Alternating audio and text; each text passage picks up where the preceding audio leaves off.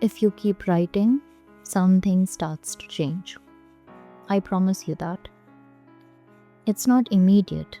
It's not in the first few days, not in the first few weeks. In fact, for a while, it feels like nothing is happening. You're just writing. Same thoughts, same patterns, same questions returning in slightly different forms. And it's easy to assume, is this even doing anything? But writing is one of those practices where the change doesn't announce itself. It accumulates quietly over time, and then one day you notice something small. You react differently to something that would have affected you more before.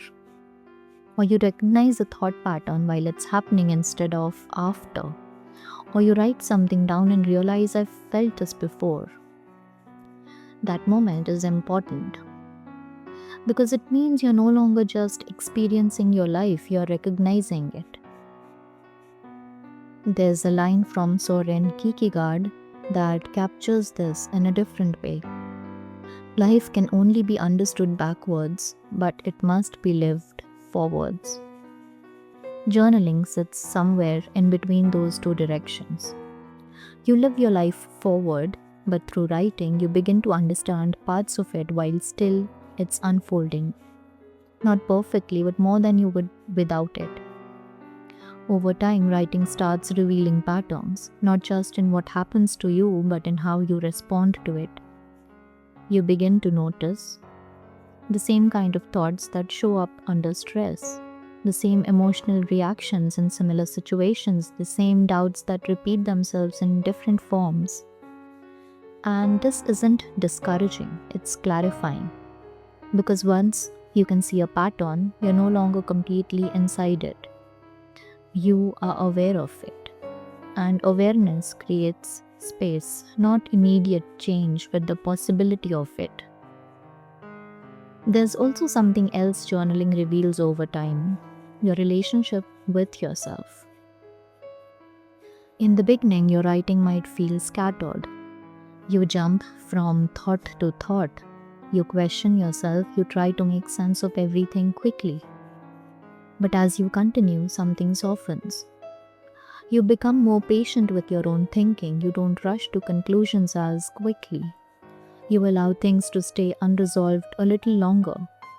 And that shift is subtle, but it changes everything. Because you're no longer treating your thoughts like problems to solve, you're treating them like experiences to understand. There's a long tradition of this kind of writing. Marcus Aurelius wrote daily, not to produce insight for others, but to return to himself. Virginia Woolf used her diary not as a record of events, but as a way to track her inner life. And what both of them were doing in different ways was building continuity with themselves. That's what journaling does over time. It creates a thread, a way of staying connected to who you've been, who you are, and who you're becoming. Not in a fixed way, in a moving, evolving way.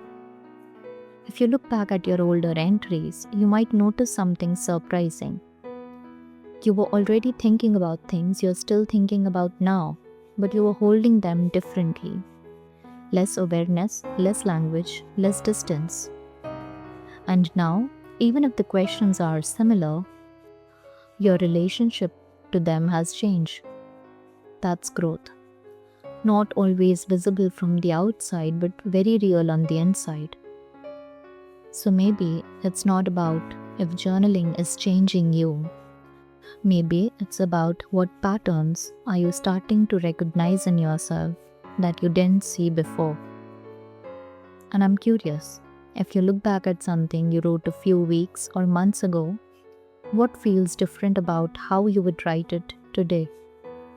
Because that difference, however small, is where the change has already begun. And the longer you stay with the practice, the more clearly you start to see it.